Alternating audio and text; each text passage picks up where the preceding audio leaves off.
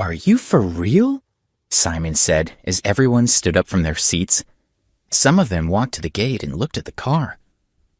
It's really a Ferrari, Walter confirmed as the blue car pulled up to the gate. Could it be that what he said is true? Someone asked. Is this really a Ferrari? Is he really from a rich family? Said another aunt. The family members were shocked and confused. Then Yvonne said loudly to everyone, Stop, Ida. This is Brian's. They all finally understood and felt even more respect for Brian. One of them said, Like I said, it can't be this kid's car. He's just making it up. How would someone like him ever buy a... Another agreed. Yvonne's boyfriend is awesome. He's only in his 20s and he's already driving. That's right. He's handsome, knowledgeable, and rich. Our family will really benefit from him marrying Yvonne, said his wife. Everyone, this is my... Would you like to come and take a look? Brian politely asked Yvonne's family. Margaret, Yvonne, Walter, and Elizabeth walked together out of the fancy iron gate and over to the car. Brian's driver got out of the car and handed the key to him. I ordered this car a year ago and it was delivered 6 months ago. I paid a total of $500,000. During the manufacturing process, I made a lot of specific requests, resulting in the car you see before you. I've asked about my car, and they told me that because of its specifications, it's in the top 30% of the vehicles sold by the entire company. Brian stood up and presented his beloved car to Margaret and the others. Then he waved the key in his hand and said, I'll show you now. Brian pressed the key and watched in satisfaction as the two sides of the car slowly rose. At the same time, the roof and the rear door also slowly lifted. After what seemed like a scene from a science fiction movie, the roof was hidden in the back, and the two sides of the doors remained in the air like wings. The sapphire blue was extremely beautiful. It emanated a feeling of luxury and futuristic technology, causing all of the surrounding family members to gasp in admiration. Mr. Phillips, didn't you want to try it out? Please go ahead. Brian gestured to Walter. No, he replied. You youngsters are much better drivers. I was just spouting nonsense. He was itching to have a go, but he was also afraid of the consequences if he accidentally damaged it. Yvonne, let Brian take you for a drive around Purple Dawn Lake, he continued, as he pushed his daughter toward the car. Great idea. Go on, Yvonne, get in the car, Elizabeth said, feeling excited for her daughter. Yvonne, let's go. Why aren't you getting in the car? Asked Brian. Yvonne smiled sweetly and climbed in. She didn't usually get to spend much time alone with Brian, and this was her first time sitting in a... So she was very excited. Brian was about to get into his car when he caught a glimpse of Kelly and Alex still sitting at the table in the courtyard. He called out to Alex, Hey buddy, I'm going to take a spin around Purple Dawn Lake. I hope I'll get to see your $2 million for Pesci when I get back. With a parting wave to Margaret, Brian drove the toward the lake. Watching the car drive away with 4 flames coming out of the exhaust cylinders, everyone was impressed. When they returned to the courtyard, they once again began to mock and ridicule Alex. They said that Brian was the perfect boyfriend, while he was just a person with a big mouth. Simon stared at him and said to Margaret, Grandma, how about I get someone to kick this kid out here already? Margaret turned to Kelly and said sarcastically, Didn't he say that someone was sending him a title worth $2 million? How can we afford to offend such a wealthy and noble person? The others were talking about how shameless Alex was, yelling at him from time to time and trying to get him to leave while praising Brian. Alex, maybe you should just leave, Kelly whispered to him. She believed that he had made up the story about his new car because he was angry. I'm not lying. Someone will bring me the car, he replied with a bland expression. Kelly sighed softly and was quiet. Sharon glared at Alex and said, Yes, of course we believe that someone's going to send you a luxury. Don't you think you've embarrassed Kelly enough for one day? Why don't you shut up or leave? Half an hour later, more headlights appeared. Kelly's uncle stood up from his seat and looked at the door. He saw a big vehicle with flashing blue and white lights. "It looks like an armored security vehicle," he told the others. "Really?" someone replied. "This truck is huge, much larger than the security vehicles at the bank." Everyone was wondering what a security vehicle was doing there. The Purple Dawn Lake was a long way from the city, and the armored vehicles were usually used to carry money and other things of extreme value within the city. They were all thinking, "It's so remote here, and it's not a major road. Strange, an armored truck should show up here." What surprised them even more was that the security vehicle was heading directly toward their villa. When it stopped in front of the iron gate, 2 heavily armed men jumped down from the cab. In their hands, they were holding. They stood on either side of the truck, guarding it. Watching from the courtyard, the Phillips family were terrified. They thought that someone in the family must have done something criminal. As the head of the family, Margaret opened the iron gate and walked out. The rest of the family hid behind her, watching the men. Then everyone noticed a blanket pulling up behind the security truck. The stopped and the doors opened. 2 men and a woman stepped out and walked quickly toward the courtyard. "What's going on?" everyone wondered. Judging from their appearances, these are clearly respectable people. Are they here to visit the family? "Hello, may I ask who you are?" Margaret quickly went up to greet them, but she didn't recognize any of them. She asked them, "Is this security vehicle something to do with you?" "Hello," said one of the men as he shook hands with Margaret. He didn't introduce himself or his companions or pay her much attention. He was clearly looking for someone in the crowd. Family members looked at each other confused. "Mr. Sharp, it's an honor to meet you. Hello," Simon said as he stepped forward. He often walked around the New York Auto Exhibition Center, and he recognized the manager, Harold Sharp. He extended his hand toward Harold, who shook it distractedly, but he still seemed to be searching the crowd. "Grandma, this is Mr. Sharp. He's the manager of New York Auto Exhibition Center," Simon explained to Margaret. 80% of New York's luxury cars are sold by Harold Sharp. In the upper echelons of New York society, he's definitely one of the people that everyone wants to get to know. Everyone was interested in meeting Mr. Sharp, but none of them dared to disturb him, as it was clear from his sharp gaze that he was searching for someone. The woman who accompanied Harold whispered something to him. "Wait a moment," he said to his companions. Then he looked at the family and said loudly, "Mr. Ambrose, are you here?" Margaret said to him, "Mr. Ambrose? Mr. Sharp, you're mistaken. This is a family gathering of the Phillips family. There's no one here called Mr. Ambrose." Everyone nodded in agreement. They didn't even think about Alex, because he could clearly not have any involvement with anyone as impressive as these strangers. The family members shut the iron gate so that Mr. Sharp couldn't see into the courtyard. He shouted twice, but no one responded. "Strange, I'll check that this is definitely the correct address," he said as he took out his phone and pressed the call button. He put the phone to his ear, looking a little anxious. His companions understood that he was calling Mr. Ambrose and remained silent. As he waited, he heard the sound of a phone's ringtone coming from the garden. He was surprised as he recognized it as a cheap model. The family members in the courtyard heard Alex's phone ringing and cursed him again. They didn't for a moment think it was Mr. Sharp calling him. However, Mr. Sharp and his companions were happy when they heard the phone ringing, and they followed the sound to the courtyard. Yvonne's family was astonished as they realized what was happening. They followed the strangers into the courtyard. Harold had an expression of pure joy when he recognized Alex sitting at the table.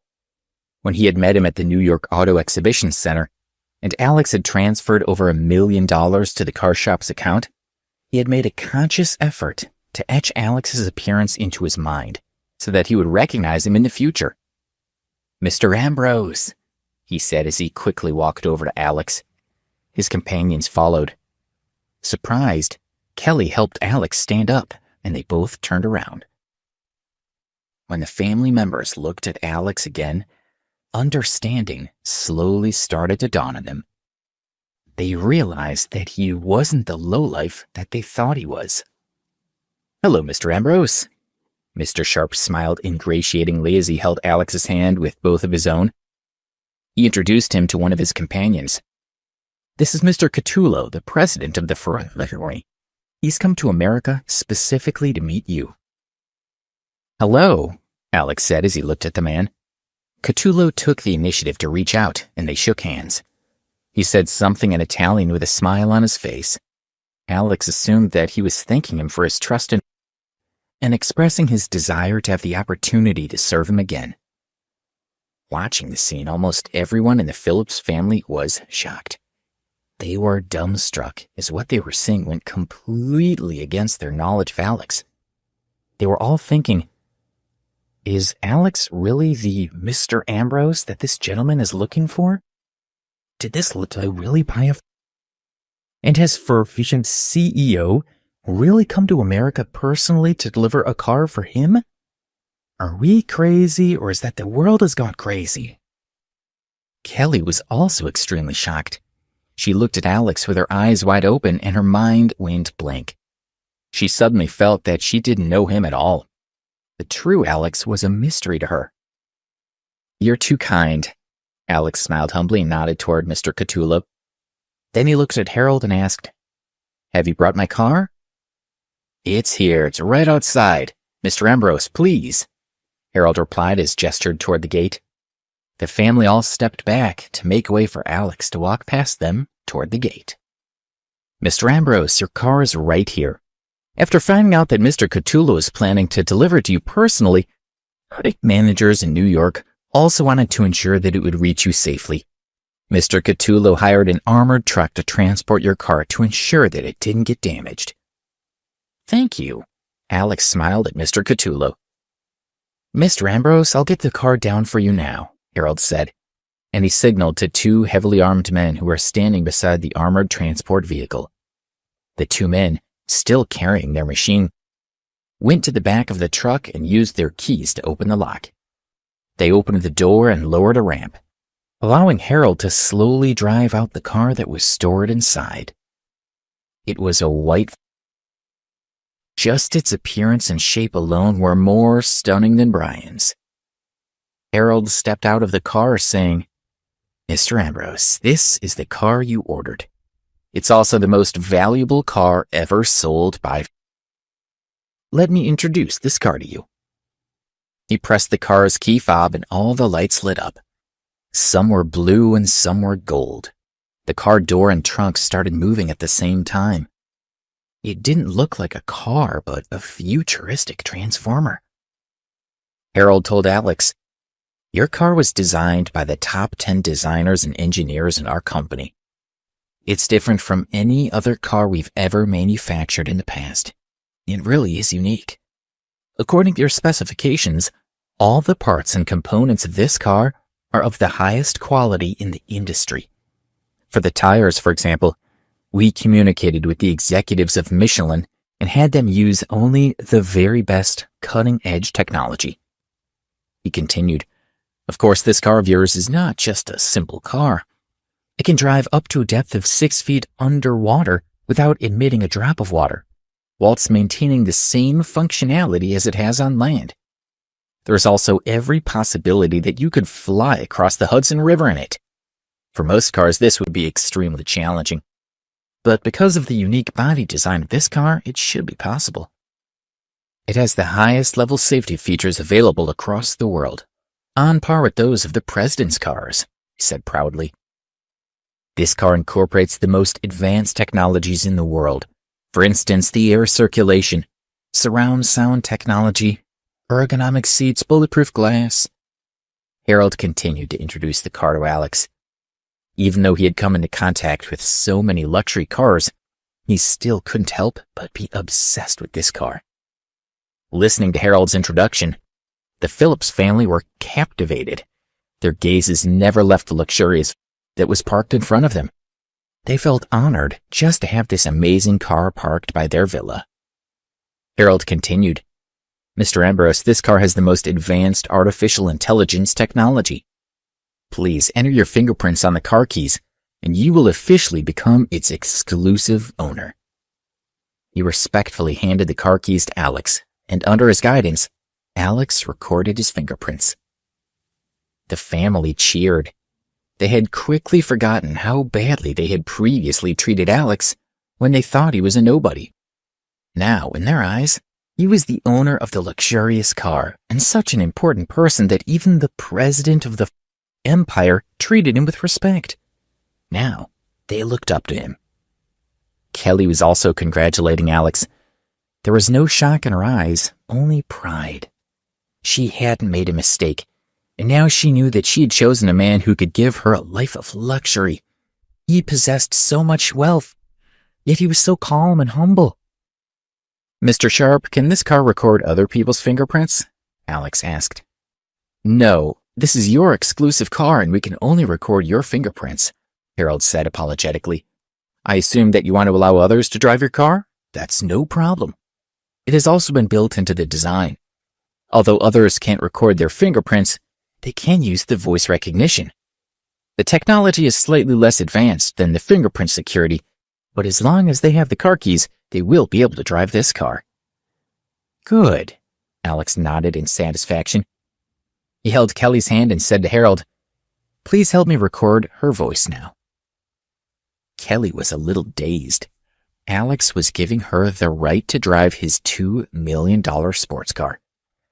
Her family members were also moved. It was at this moment that they realized what an outstanding boyfriend Kelly had found. "Of course," Harold agreed. He went to Kelly, raised a small microphone toward her and said, "Miss, I need to record a sample of your voice. Please say a few words. Anything that comes into your head." She looked at Alex, who was also looking at her. She realized that Alex was so handsome that she couldn't help but fall in love with him. She mumbled, "Alex is my perfect man. He's honest, dignified, and generous." Alex's expression froze and he turned his face away. "Miss, please say a few more words. We need to record a little more," said Harold as he looked at the apparatus to record Kelly's voice. Looking at Alex, Kelly asked him with a voice full of emotion, "Alex, I like you. Do you want to be with me?" Alex didn't respond. Harold said happily, "All right, your voice has been recorded. From now on, as long as you have keys to this car on you, you'll be able to drive it." Then he turned to Alex and said, "Mr. Ambrose, do you want to try it out now?" "Okay," Alex responded. He lowered his body and sat in the driver's seat of the Ferrari. He glanced at Kelly and asked, "Do you want to try it with me?" Kelly smiled sweetly and climbed into the passenger seat. Alex started the car, and just from the sound of the engine, everyone could tell it was a very high-end car.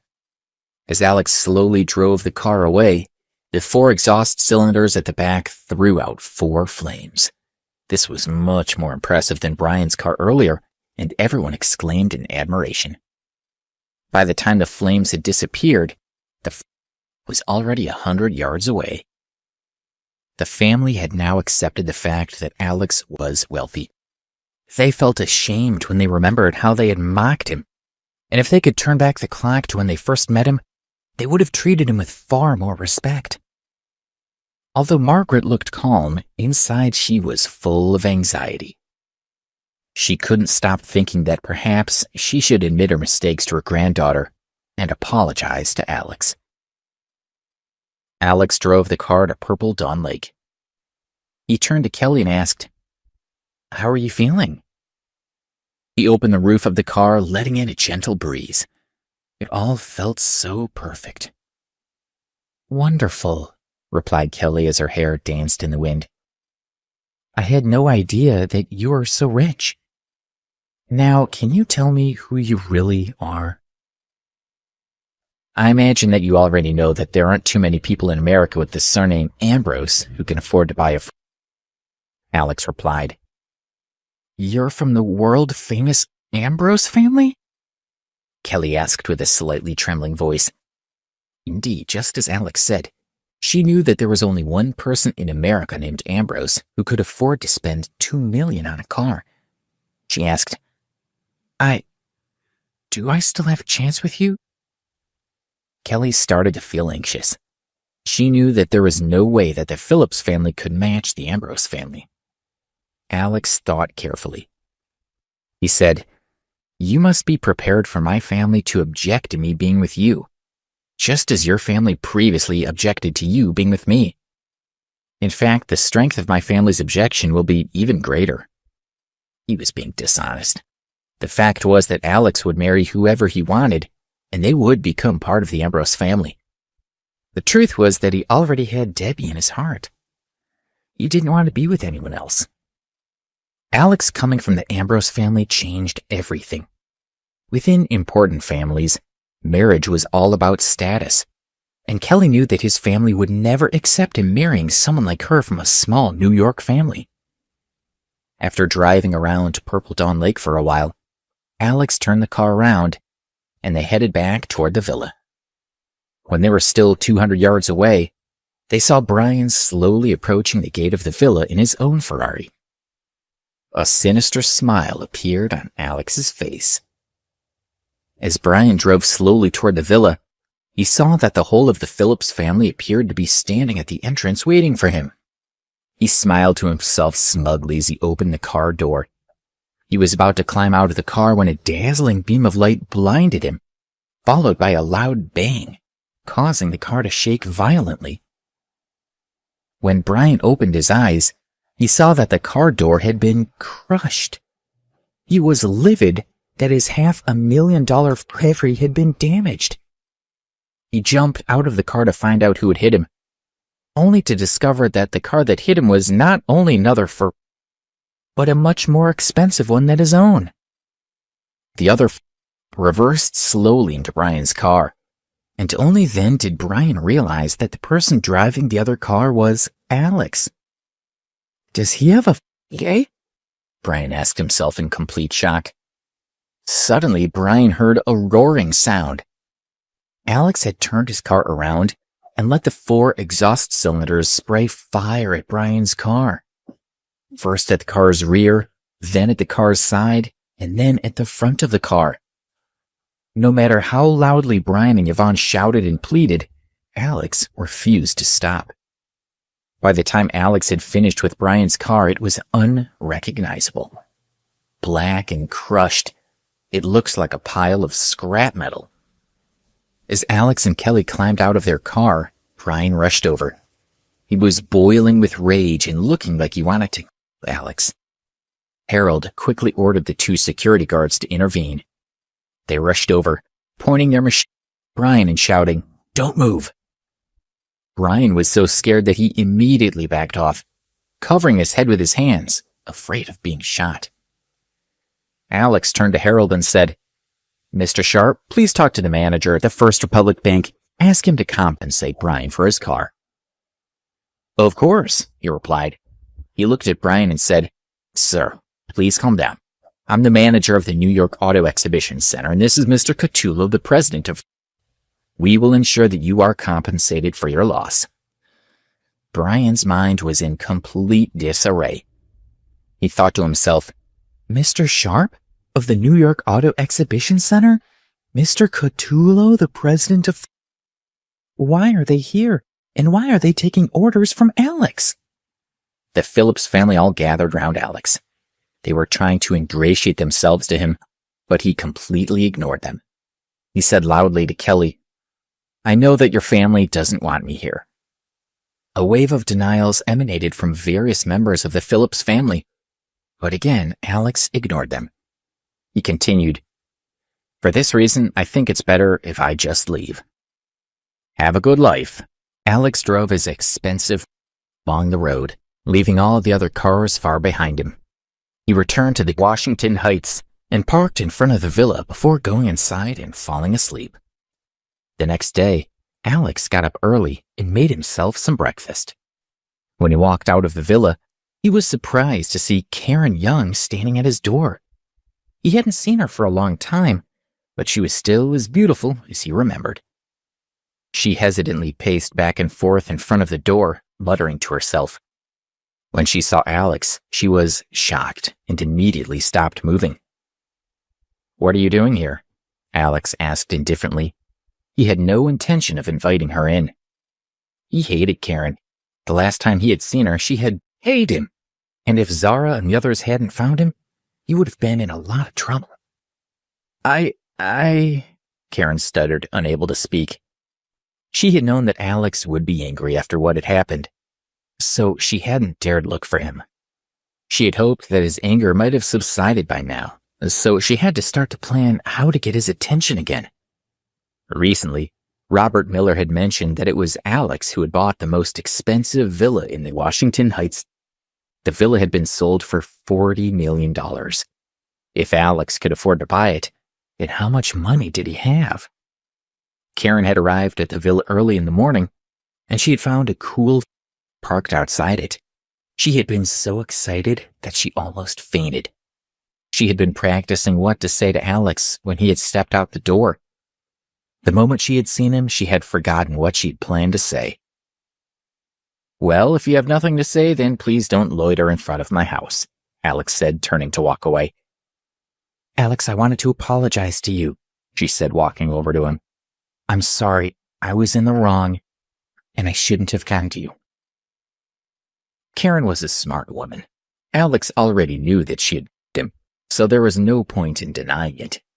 If she lied again, he would be disgusted with her. So it was better if she admitted it. "Fine, you've apologized. You can go now," Alex said, his attitude softening a bit. Karen had admitted to her mistakes, which redeemed her a little in his eyes. "Alex," Karen said, raising her head and looking at him with a serious expression, "when I joined you, it was because I was forced to." "So someone was pointing a gun at your head and forcing you to jerk me?" he asked sarcastically. "No, Alex, please listen," she said, shaking her head. "I asked you to pretend to be my boyfriend to make Robert give up on me. I thought Robert would be angry after he found me on a date with you. I never expected him to be even more determined to be with me, and I panicked. I thought that if I took things further, he wouldn't be able to accept it, and he'd leave me alone." "So you decided to me?" Alex asked in a flat tone. Karen lowered her head and nodded. "Please don't be angry," she said. "I know it was stupid, but I was worried that if you'd known my intentions, then you wouldn't have agreed to the plan. All I wanted was for Robert to give up on me, and I didn't think it through properly, so I mulled your wine." She sighed. "But don't worry, nothing happened. I just wanted to act out a sexy scene with you to make it look good. When Zara and Robert arrived, I was happy because I thought it had worked. But I didn't consider your feelings. It was only when I saw how upset you looked that I realized I'd done the wrong thing." After hearing Karen's explanation, Alex didn't hate her as much. She hadn't planned to trick him. She just hadn't considered the consequences of her plan. "I've been feeling so guilty," she said. "You're such a good man, and regardless of what I meant, I didn't ask for your permission. I just used you to achieve my goal, and that was a mistake and disrespectful to you." She hung her head. "I came to ask for your forgiveness. I'm sorry." "It's fine," he said, believing that she was sincere. "It's not that serious. I forgive you. So now you can go." "No, Alex, you're being far too lenient," she said. "How can I forgive myself so easily? You can hit me if it'll help." She was happy to see that his attitude toward her had softened, and she couldn't just leave now. She was determined to have him. "There's really no need for that," he said. "You've explained what happened, and I understand that you hadn't thought it through. Besides, I had promised to help you get rid of Robert, and that's what you were doing. It's fine, so you should leave." "Thank you, Alex," she thanked him profusely. "You've been so kind." She paused and then said, "Alex, about your promise." "Yes, what about it?" Alex asked, feeling like he had dug a hole for himself. "Well, I thought that my sexy scene with you would definitely make Robert give up on me, but it didn't. It just got more persistent. His visits have become more and more frequent, and he even turned up at my house trying to use my parents to get to me." He said, looking at her. "What do you want me to do?" If you want, I can reveal my identity and see if he gives up once he knows what he'd be facing. After that, we can just break up." "No, you don't want to reveal your identity," she said, dismissing his idea with a wave of her hand. "You're still a student, and it would cause a lot of trouble for you. Don't do that." If Alex revealed his identity, then she would have a lot of competition for him. Her cousin Zara would be the first to try to snatch him up. "Let's just go back to the way it was before, when you pretended to be my boyfriend." "Isn't that pointless?" he asked. "How could it not work?" she asked with a faint smile. "Robert isn't an idiot. If he believes that we've been together for a long time and that we're really in love, then he'll know it's impossible to break us up. He'll have to leave me alone then." "Okay," Alex agreed with a heavy heart. Karen smiled beautifully as she looked at the fancy villa and the f***ing sports car outside. "Alex, this place is beautiful, and the looks really cool. I've never been in one of those before." "If you like it that much, then why don't you try sitting inside it?" Alex suggested.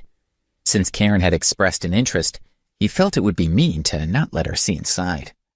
"Really?" she asked, her eyes shining with excitement. "I'd really like to know how it feels to sit in a..." She tried to open the car door, but no matter how hard she tried, it didn't budge. She was afraid that she would break something, so she awkwardly smiled at Alex and asked, "Why won't the door open?" "Because I haven't unlocked it yet," he said, pulling out the remote. He pressed a button and the doors opened. "Wow," Karen sighed in appreciation and got inside. She wanted to take out her cell phone and snap some photos of herself sitting in the... But she was worried about looking bad in front of Alex. She waved at him and said, "Alex, you should get in too." "Okay," he agreed, noticing how at home Karen looked sitting in his car. "I called in sick to come here," she told him. "If my manager finds out that I'm not really sick, I'll be in a lot of trouble. Could you take me to the Wanda Plaza to buy some clothes? I'm usually too busy to shop, and I don't have anyone to take me." "Okay," Alex said. He didn't feel he could refuse when she asked so nicely. "Put your seatbelt on and we'll go." He drove the Phantom through the city streets, speeding by the other cars on the road. The other driver stayed out of his way, wanting to avoid any accidents. Karen relaxed into the comfortable seat. She leaned her elbow against the window and looked at the passing scenery. This was exhilarating, and she felt like someone important. They arrived at Wanda Plaza within half an hour. Vehicles were not supposed to park on the square, but when the security chief saw he allowed them to pass. Would attract more people to the square. Alex parked the car and they got out. Everyone was shocked when they saw how he was dressed. How could someone wearing such poor clothes be driving a... That was far too unlikely. But the crowd parted, creating a path for Alex and Karen to pass through. They walked into the mall and Karen bought several outfits, all of which Alex paid for. It was 11 a.m. when they finished shopping, and Karen persuaded Alex to take her for lunch. "I've been here before," she said as they walked into a restaurant. "The food is delicious." "Karen!"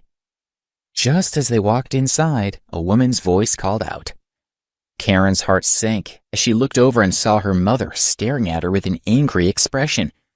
Her father, Zara, and Robert were sitting next to her.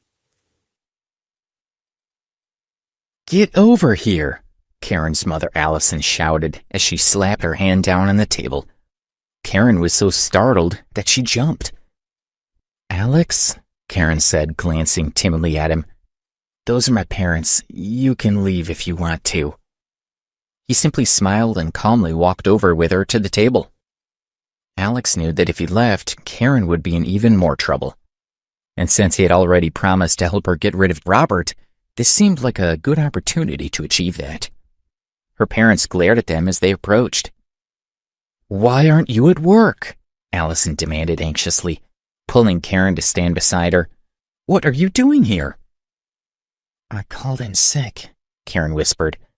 Her parents had always been very strict, and even now, she was afraid to stand up to them. "What?" Allison asked, feeling anxious and angry. Her daughter should get back to work. Didn't you tell me that your bank is undergoing some personnel changes and that you have a good chance of being promoted? And weren't you in line for a huge bonus? So why are you pulling a stunt like this? Do you care so little about your prospects? You're almost 30 years old, her father Albert said with a frown. You can't keep relying on me and your mom. He looked at Karen and pointed at Alex. You lied to your boss and to your family just to date this kid? Is it worth it? Karen lowered her head as her parents scolded her. When her father spoke about Alex, she sneaked a glance at him, afraid that he would get angry. Look at him. What did I do to deserve a daughter like you? Albert raised his hand to speak with him to Karen, but Zara and Robert stopped him. Mr. and Mrs. Young, don't be angry, Robert said, trying to smooth things over. Karen hasn't been caught, so there won't be any problems with her promotion or her bonus. Not this time, Albert said, looking at Alex. But if she doesn't break off contact with this kid, she'll definitely end up in trouble. At some point, her luck will run out and her boss will catch her. Alex was speechless. He hadn't even done anything. Karen's father was a weirdo. Karen just stood there, sniffling pitifully and feeling wronged. Karen, you can't blame your parents, Robert said, standing and walking toward her.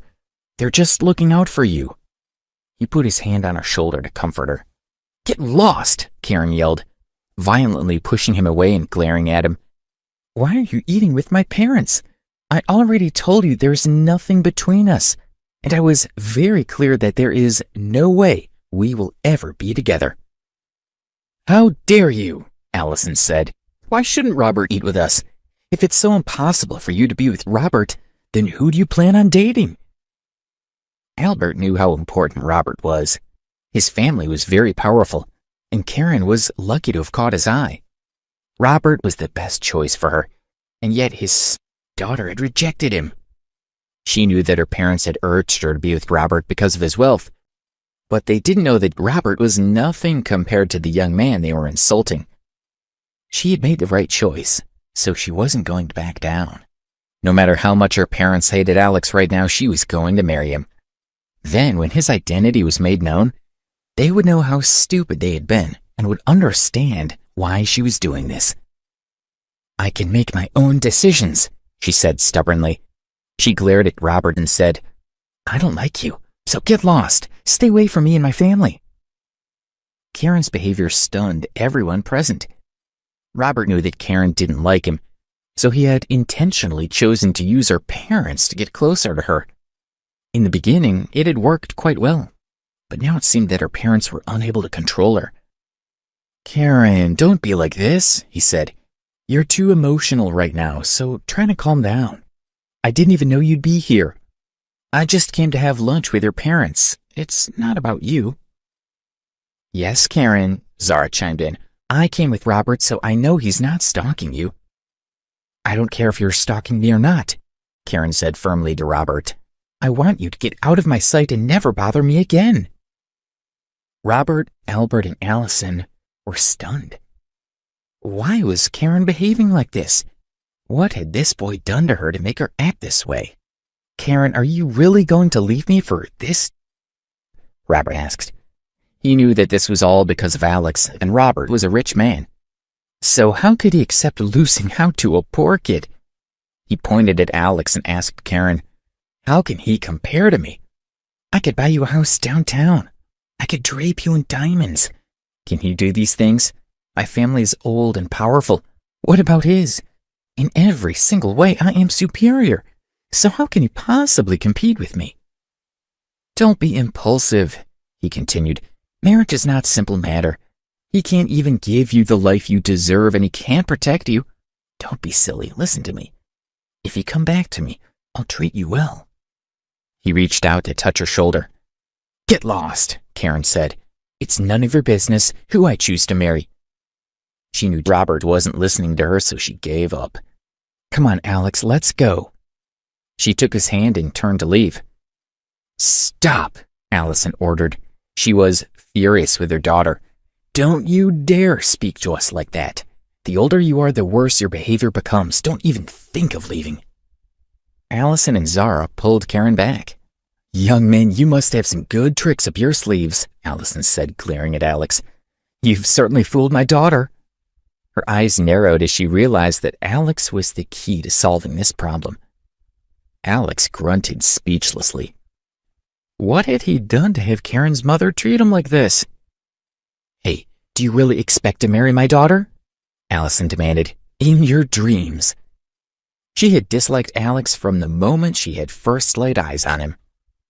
You really think you're good enough for my daughter? Albert asked angrily, coming to stand in front of him. Well, tell us then, why should we let you marry her? He spat in Alex's face. Why should I answer to you? Alex asked. He was the heir of the powerful Ambrose family. So what right did these people have to question him? Who did they think they were? Hey, listen to this kid, Albert said with dissatisfaction. And he thinks he can marry my daughter with that attitude. Well, think again. Uncle Albert, Zara said, he can't answer you because he's a... But if he won't tell you, I will. I go to the same school as him. She wasn't sure why her cousin no longer cared about Robert, but she knew that she couldn't let Karen miss out on such a rich man. At school, he's well known for being poor, she explained. He wears the same few items of clothing all the time. Everyone bullies him and he doesn't dare to fight back. He works in a convenience store and in the school cafeteria. And once he even asked people for money in front of a restaurant. He was asking for money? Allison asked, shocked. If Karen stayed with him, it would be a disgrace. Get out, she said, pushing at Alex. Stay away from my daughter. As Karen's parents were telling you now, we won't allow you to date her, Albert warned him. So stop dreaming about marrying her. Do you hear me? He pointed at Alex and said, Do not harass my daughter again. Do you understand? Say what you like, but don't point your finger at me, Alex said. Watch your temper, Albert said, eager to make his point. I'll point at you if I like. He poked his finger into Alex's chest and added, Don't go anywhere near my daughter again. Alex could no longer swallow his anger. Don't you dare push my husband, Allison yelled, raising her hand to Alex's face. But Karen jumped in front of him, hugging him tightly, and Allison's hand flicked off the back of Karen's head. Alex, are you okay? Karen asked, raising her head to look at him. Alex felt a little touched. She was the one who had been hit, and yet she was asking about him. Allison sighed deeply. You're really going to make us angry. They had attracted a large crowd who were eagerly watching them and commenting on this strange family. This man begs for money, and he has the nerve to seduce my daughter, Allison said to the crowd. My daughter has never argued with us before. See how she's talking to us now? Such a useless boy, someone stuttered. You have to get rid of him, someone else said. He's just with her for the money. Everyone stared at Alex as Allison pointed at him. Alex's phone rang. It was Robert Miller, the manager at First Republic Bank. Karen let go of him, and he answered the call. Hello, Mr. Miller, he said. Is this about the compensation for the... He thought Robert might be calling to ask about the compensation for wrecking Brian Foster's car. No, I'm taking care of it, don't worry, Robert said respectfully. I'm calling you to let you know that I've found 2 apartment buildings for you to look at.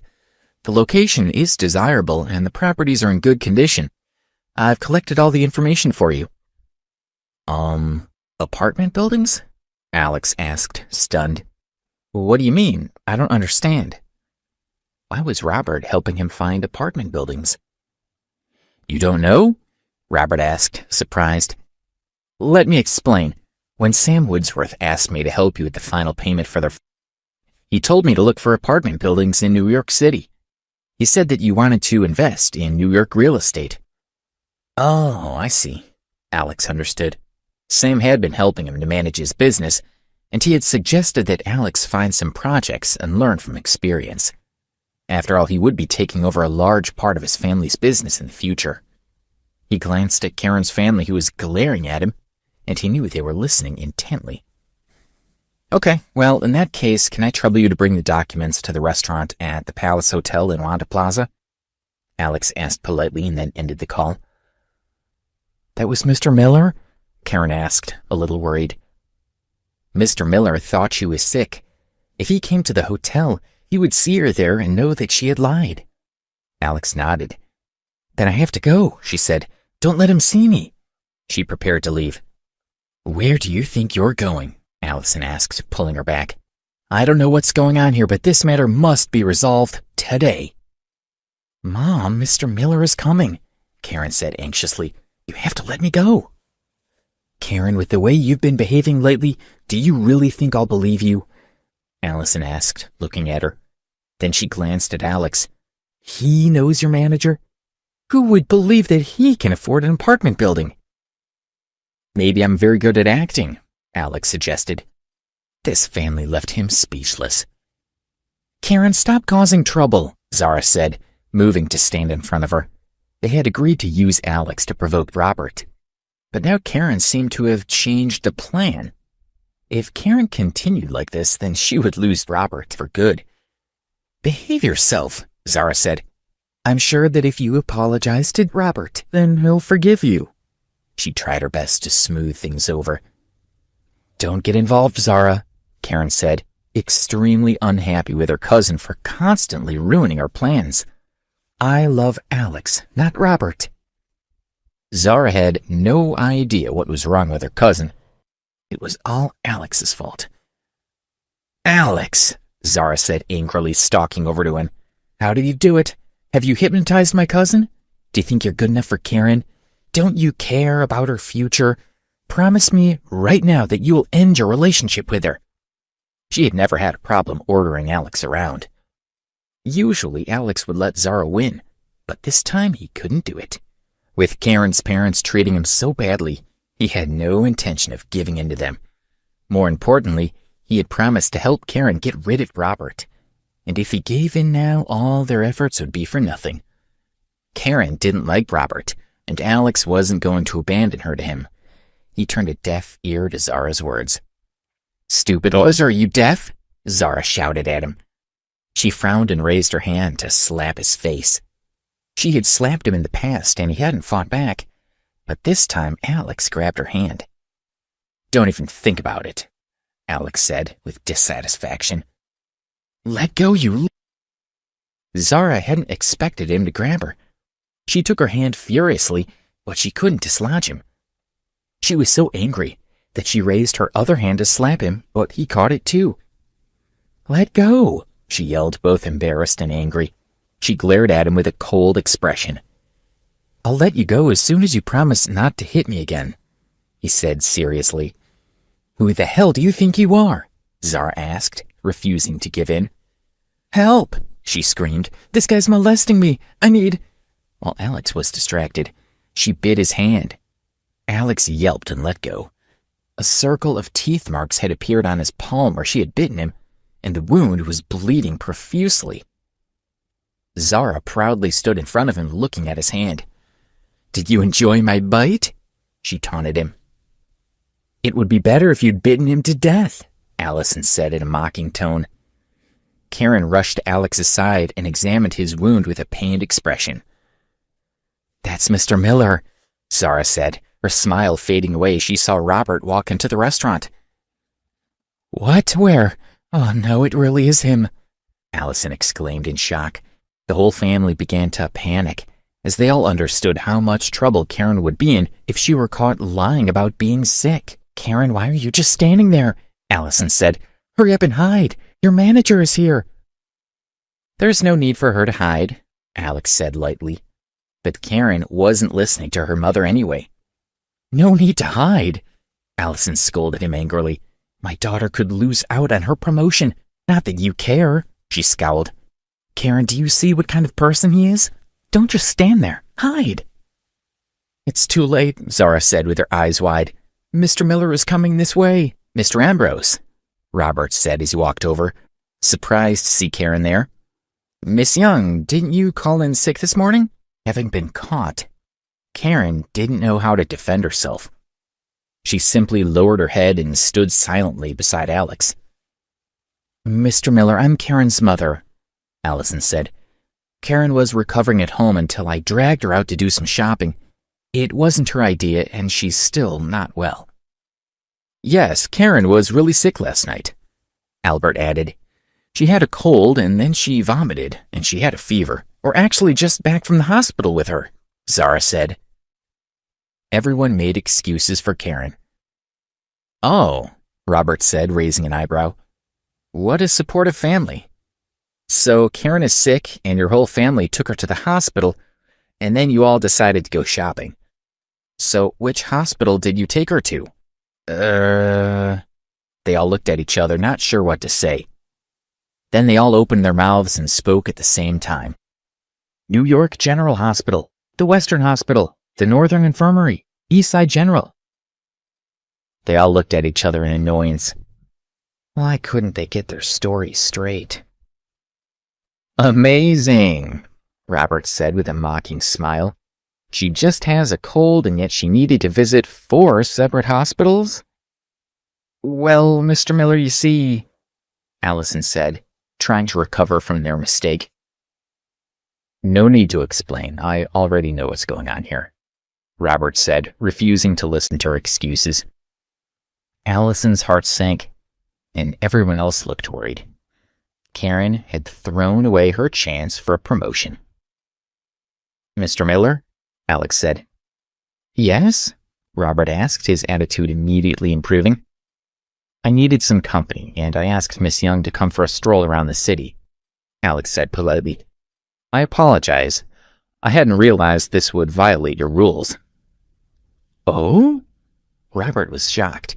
He wasn't sure what Alex meant. Karen had been standing beside Alex the whole time and hadn't spoken up. Well, if that's the case, then I'm sure this was just a misunderstanding, Robert said, smiling awkwardly. He looked over at Karen and asked, Miss Young, are you feeling better? I'm happy to see you taking such good care of our client. I hope you'll continue to work hard, and I'm sure you have a bright future. Everyone gaped in shock. They didn't understand what was going on. They were all stunned. What was this all about? Alex, that loser, had explained it all away with just a few sentences. Why was Mr. Miller being so deferential to a poor student from Preston University? Mr. Ambrose, please take a seat, Robert said. I have some details on those 2 apartment buildings I mentioned. Why don't you take a look?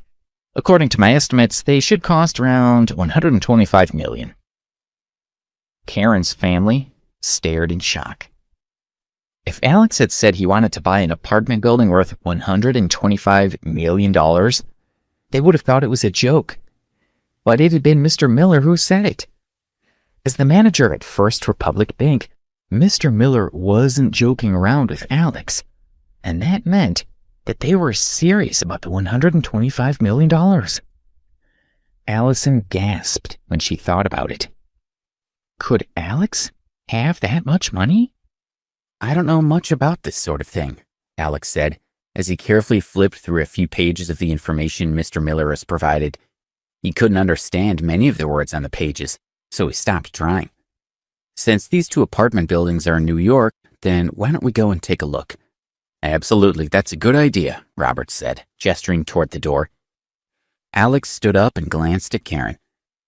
I have some things to attend to right now, he said, so I'll have to leave you here. I'll talk to you later. He still wanted to help Karen get rid of Robert, and now that her family knew that he was rich, he believed that Robert wouldn't dare to harass her again. Okay, Karen said, smiling. She had almost forgotten that Alex was supposed to be helping her to get rid of Robert. Let's go, Alex said, and then he walked out of the restaurant with Mr. Miller. Karen, why didn't you tell us that he was so rich? Allison asked, stunned. Zara quietly followed Alex and Mr. Miller outside. No one was more shocked than she was.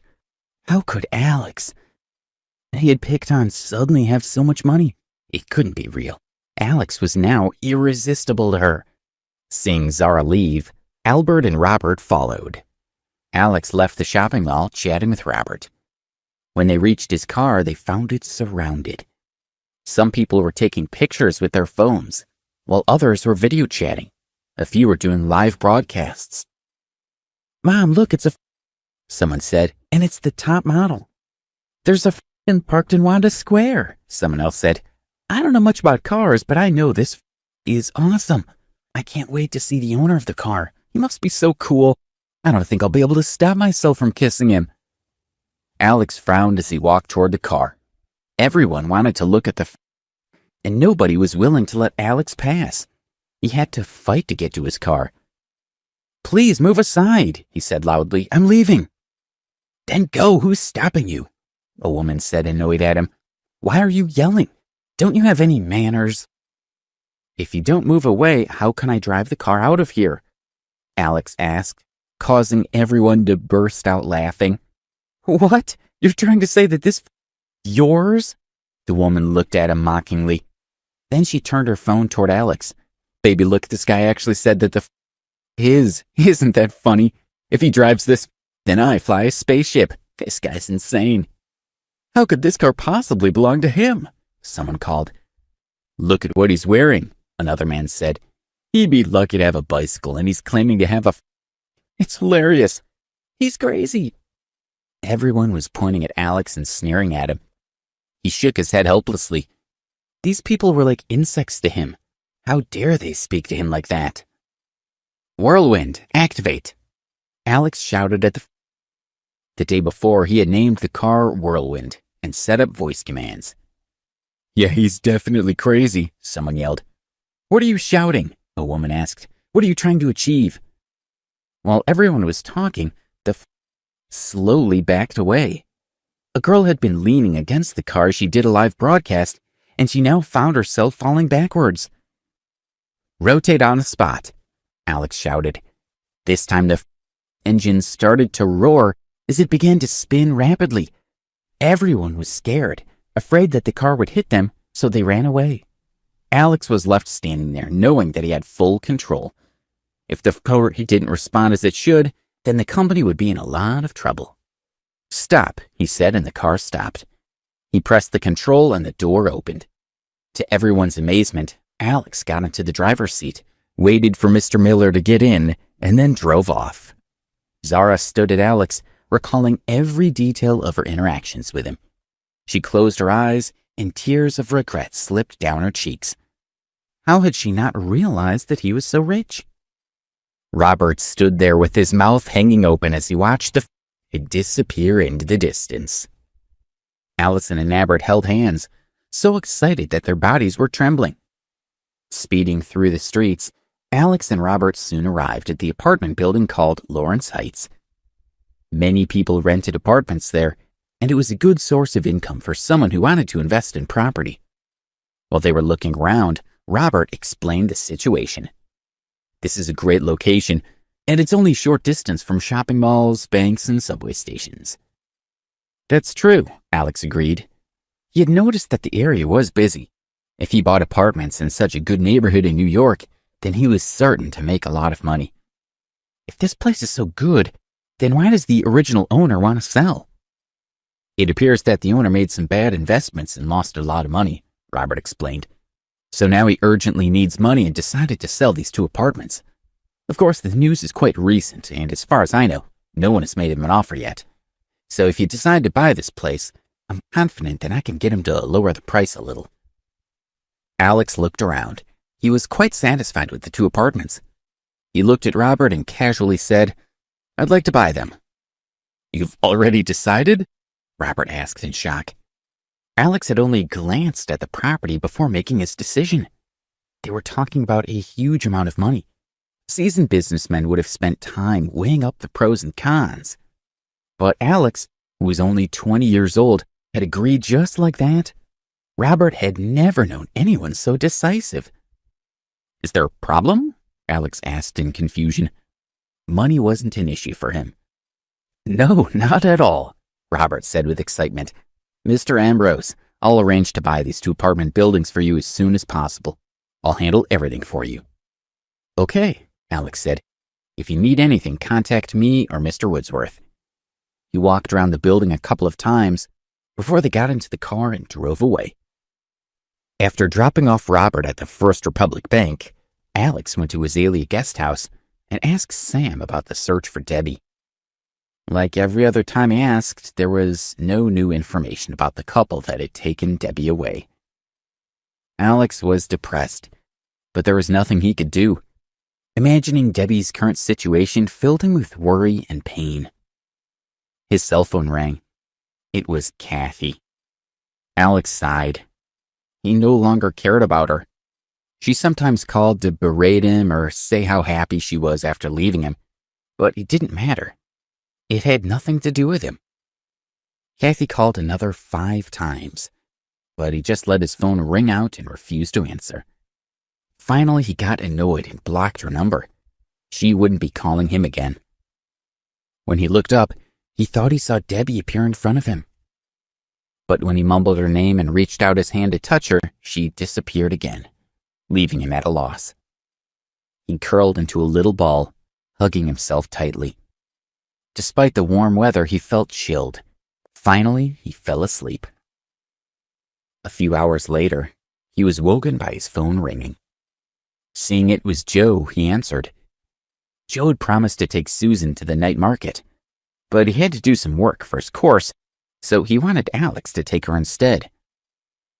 Susan's planning to go with Rose, Joe said, so it's fine if I don't go, but you know how dangerous it is for 2 girls to go out alone at night. I'm a bit worried about them. Do you have time to take them? If not, I'll find someone else. I have the time, Alex said, wanting to help. But you know Rose doesn't like me. He felt a little awkward about spending time with her. Hey, what are you so worried about? Joe asked. You'd just be going shopping with them to keep them safe. I'm sure Rose won't say anything. So it's decided then. After chatting with Joe for a while, Alex ended the call. He realized that all he had to do was walk beside the 2 girls and be polite. If he didn't provoke Rose, then she wouldn't have a problem with him. He left the guest house, took a taxi, and went straight to the night market. Suzan and Rose were also on their way to the market. Joe said that Alex will meet us there, Suzan said. He wants to come with us. Him? Why did you let him come? Rose asked, unhappy at hearing Alex would be joining them. We can look after ourselves. Alex had helped her when she had broken an expensive statue at the Berkeley Hotel. He had intervened with Sam Woodsworth on her behalf, and Rose and Suzan had suspected that Alex might be rich. They had investigated him for a few days, but they hadn't been able to find a connection between him and Sam. Alex had still seemed, so they had abandoned their suspicions. Rose hated him and didn't want him following them around. Suzan, get Joe to call Alex not to bother, Rose said with a determined look. We'll go by ourselves. Rose, you know that it's dangerous for women to go out alone at night, Suzan said sincerely. There have been several incidents lately with girls being attacked, and some of them even died. Aren't you afraid?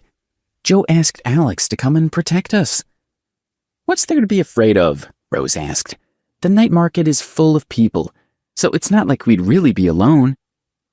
But despite Suzan's reminder, Rose did feel a little scared. Fine, let him come, she said. But let's hope we don't get into any trouble. He'd probably run away and leave us. No, I believe he's a decent guy, Suzan said, smiling. Have you forgotten that he was the one who helped you with that incident at the Berkeley Hotel? Besides, it's too late to cancel. He's already waiting for us, so just let him come. If you don't like him, just ignore him. Fine, I'll just pretend he doesn't exist, Rose said as their taxi arrived. The night market was a place where the citizens of New York came to relax and enjoy themselves. Rows of stalls were lined up neatly, offering a dizzying variety of food and assorted goods. The stalls had little signs outside advertising their contents. Multicolored lights flashed and the area bustled with activity. As soon as Rose and Suzan got out of the taxi, they were excited by the lively atmosphere and the appetizing aromas. Suzan, Rose. Just as they were about to join the crowd, Alex walked over and greeted them with a smile. Alex, you're already here, Suzan said, smiling at him. Although she didn't believe he was rich, she still had a good impression of him. He was a bit poor, but he was a nice person. And Joe considered him a brother, so Suzan had to get along with him. Rose had expected to feel disgusted by Alex, But when she saw him, she was surprised to realize that her heart was beating a little faster. She refused to greet him and simply pretended that she hadn't seen him. "Rose," Suzan began, wanting to smooth things over, but she didn't know what to say. She was sure that Alex knew why Rose was treating him so badly. "It's fine," Alex said, smiling calmly. He had expected Rose's reaction. "Let's stroll around," Suzan said, taking Rose's arm and beginning to walk. Alex followed behind. "There's a lot of great food here." As expected, Rose continued to pretend that Alex didn't exist. She dragged Suzan over to look at various things and try samples of food. Alex simply stood to the side and checked his phone or bought some snacks. Rose and Suzan strolled along the road until they came to a small, well-lit stall with a lot of people gathered around it. Rose pulled Suzan toward it. Inside were several displays with countless small and exquisite pendants. There were a variety of semi-precious stones in all sorts of different shapes. Rose and Suzan were overjoyed. They liked those small items. They each picked a few things and asked questions about them. In the end, they each chose one of the cheaper ones. "Alex, come over here," Suzan called when she saw him standing by himself outside the stall. He walked slowly to the wooden rack filled with the pendants. Rose didn't want to be so close to him. She took the pendant she had chosen and went over to pay the old lady who was running the stall. "That's $20, the old lady said, wrapping up Rose's pendant. She picked up 2 woven bracelets and gave them to Rose. "Why not take these too? They have a very special meaning." "Oh?" Rose asked, staring at her. "Give me your hand," the old lady said, taking Rose's hand and fastening one of the bracelets around her wrist. Rose looked over at Suzan, but neither of them understood what the woman meant. "Young man, give me your hand," the old lady said, looking at Alex. "Oh." Alex held out his hand, and the old lady tied the other band around Alex's wrist. "Now, these bracelets are a pair," the old lady told them. "So you two will always be connected, even if you're thousands of miles apart. Just concentrate on the bracelet, and you'll feel closer to each other." The old lady believed that Rose and Alex were a couple. Rose blushed, while Alex gaped at the woman. "That's just nonsense," Rose said, sneaking a glance at Alex, who seemed to be perfectly calm. Rose grew even more embarrassed. If Alex realized how upset she was, then he would laugh at her. Rose said nothing. She hurriedly began to untie the wristband. The old lady had tied it tight, and Rose had to struggle to undo the knot, but she finally managed it. She glared at Alex, who still stood there in silence. Then she threw the bracelet on the ground and stormed out. "Rose, wait for me," Suzan called out, rushing after her. Alex bent down and picked up the band Rose had thrown away. Then he untied his bracelet. He thought the idea was quite interesting, and once he found Debbie, he would tie the bracelet on her wrist. That way, no matter where she went, Alex would always be with her. Alex put the bracelet in his pocket and walked away from the stall. He spotted Rose and Suzan some distance ahead, and he was about to catch up with them when his phone rang. It was Russell, the manager of the boutique. Why would Russell call him? Alex was worried. Had something happened to the shop? "Mr. Ambrose, you need to come quickly." Rose's panicked voice sounded on the other end of the line. Alex frowned immediately and asked, "What's wrong?" "Your ex-girlfriend is causing a scene," Russell said anxiously. "She's forced us to close the store and she's demanding money from us. She's claiming to be the boss and is giving out orders. If we don't obey her, she says we'll be fired." Alex could hear Cathy yelling in the background. "Okay, I'll be right there," he said, ending the call. Cathy had called him several times during the afternoon, but he hadn't answered. It must have made her angry, and now she was doing this to force him to see her. Alex frowned. He had already made his position clear to Cathy, so why did she want to see him? He looked at Suzan and Rose. Since Rose was so angry, maybe it would be best to let her calm down. They weren't far from the boutique, so he should be able to run over there, deal with Cathy, and be back within an hour. Besides, there were plenty of people around, so the girls shouldn't be in too much danger. Having made his decision, Alex turned around to go to the boutique. "Hey!" someone cried out. Alex hadn't been paying attention and bumped into a man wearing a hat, sunglasses, and a khaki-colored jacket.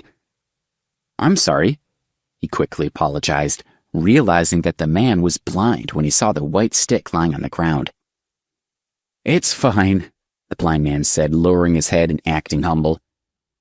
Alex went to pick up the stick, but the blind man got there first, picking it up himself and walking away, holding the stick out in front of him. Weird, Alex thought. Why is he pretending to be blind? Was he trying to provoke sympathy to get some money? Alex didn't have time to worry about it. He rushed over to the boutique. When he stepped inside, he immediately saw Cathy going crazy. She was yelling, "I'm your boss. If you don't listen to me or if you dare to throw me out, I'll fire you. Open the money drawer and give me some money. I want it." Cathy saw everyone look over at the door, so she turned around excitedly. When she saw Alex, she stopped talking and frowned. "So, you've finally come to see me." When Simon had thrown her out of the Phillips family reunion, she had hidden behind a tree to watch.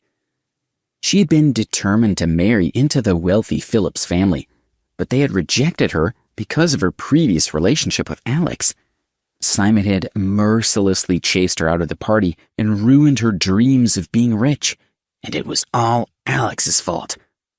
So instead of leaving, she'd hidden to watch the Phillips family drive Alex away. But she hadn't expected what had happened next.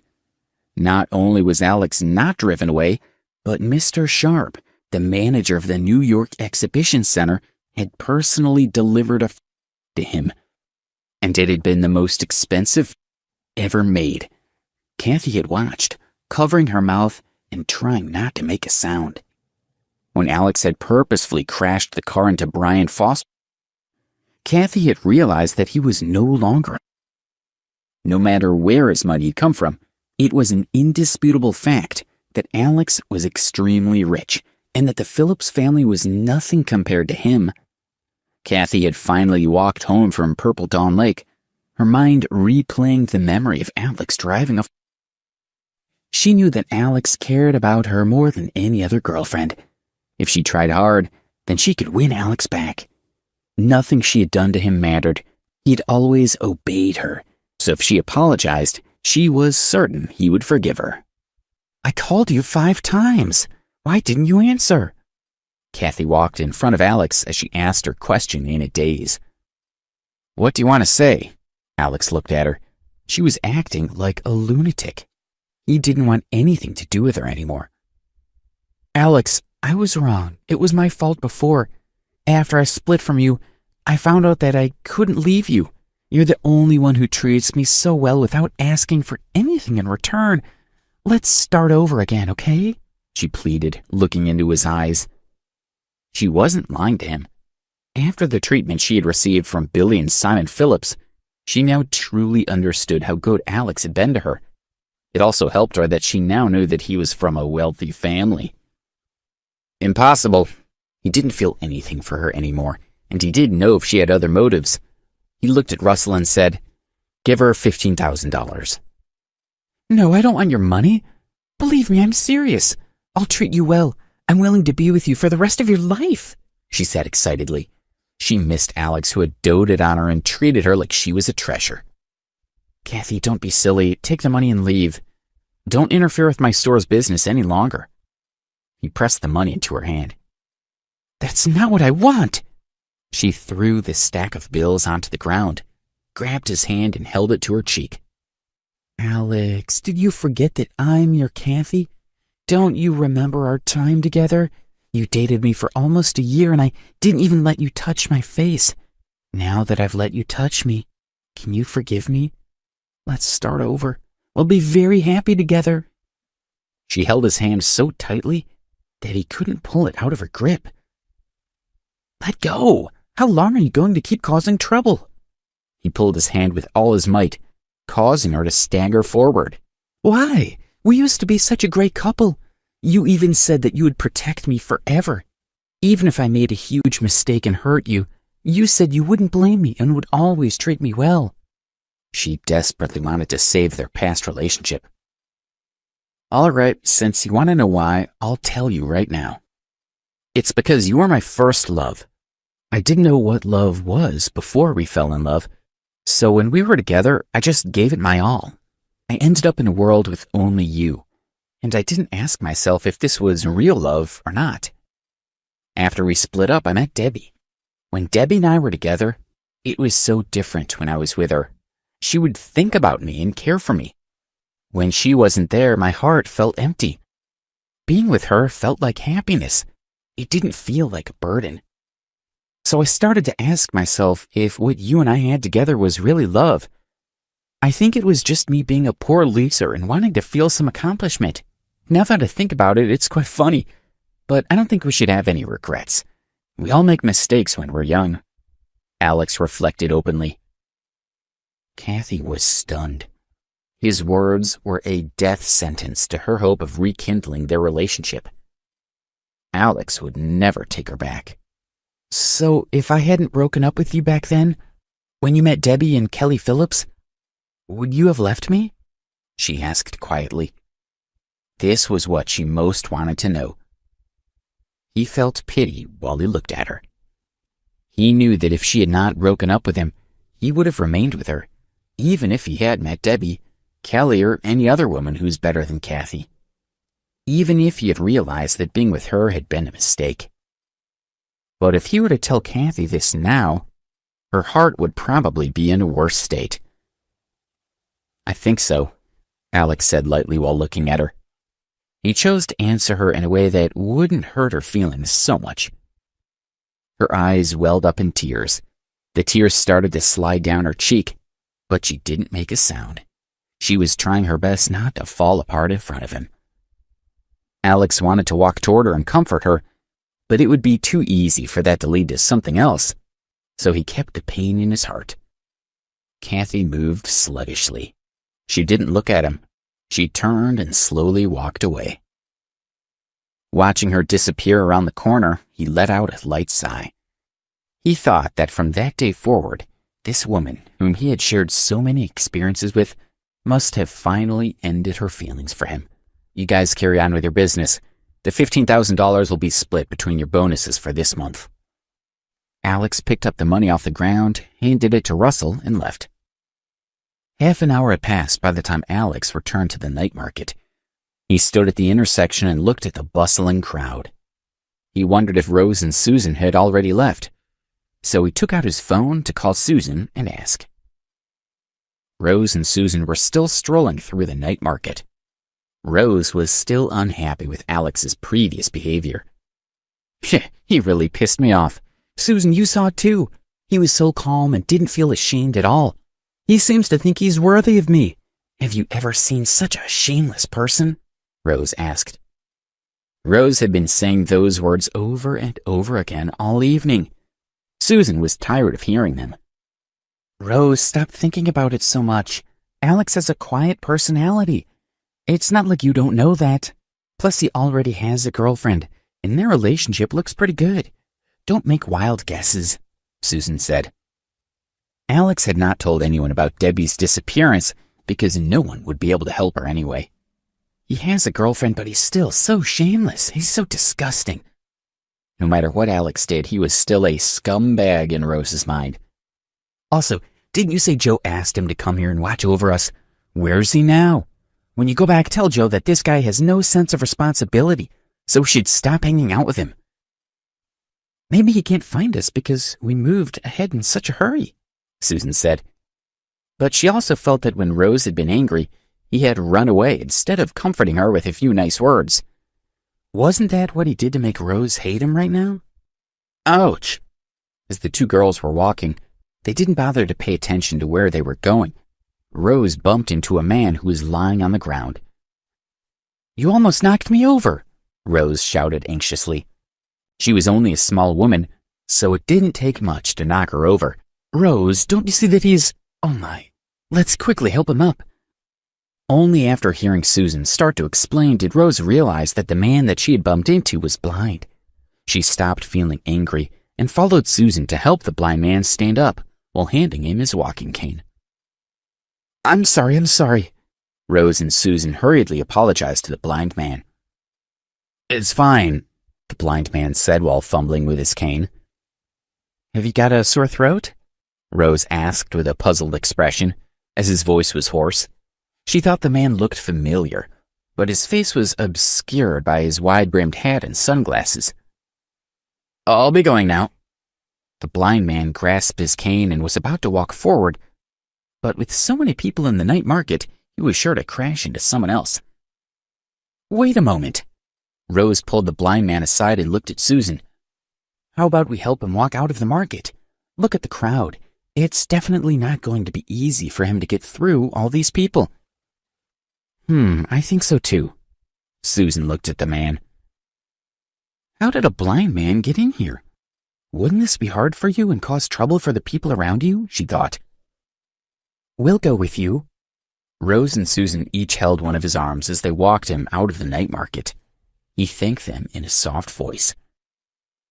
He told them that he had come with a friend in a car that was parked by the side of the road, so they walked him to that location. The car was As the two girls watched in amazement, he mumbled that he had his friend's car keys and proceeded to unlock the doors. Ladies, please go sit in the car for a moment and rest. Thank you for walking out with me, he said politely to the pair. Fine, but I don't see your friends around. Suzan and I will be quite worried if you're here alone. Rose had been walking for so long that she was getting a little tired and wanted to rest. Suzan, let's sit down for a bit. Rose opened the back door and pulled her into the car. She saw that the blind man was still waiting outside. She said to him, You come in the car with us for a while. The blind man simply nodded at her. Suzan's phone rang. It was Alex. Hey, Suzan, where are you? Why can't I find you? He asked. Where have you been? We've been walking around the night market. Why haven't we seen you? Suzan was also a bit unhappy with Alex, and he knew that he was at fault. I'm sorry, I had a problem. Where are you guys now? I'll go look for you, he offered.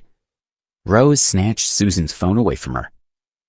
Why are you following me? We don't need you. Just go, Rose said loudly. Joe told me to watch over you two. Where are you? Don't let anything happen to you, he said. You're expecting something to happen to us, aren't you? Why would anything happen? Even if something happens to you, nothing is going to happen to us, Rose said sarcastically. I'm not insulting you. I'm just saying that if something happens... Alex tried to reason with her. Now let me tell you, even if something really did happen to me, it would be none of your business. Please don't bother me again, okay? She said. That's what you want, he sighed. You tell me, what's wrong? She asked. While Rose was on the phone with Alex, the blind man had quietly slipped into the driver's seat. Why are you... Suzan saw the blind man insert the key into the ignition. Hey, you're not blind, she exclaimed. Suzan tried her door and discovered it was locked. The blind man turned his head to look at her.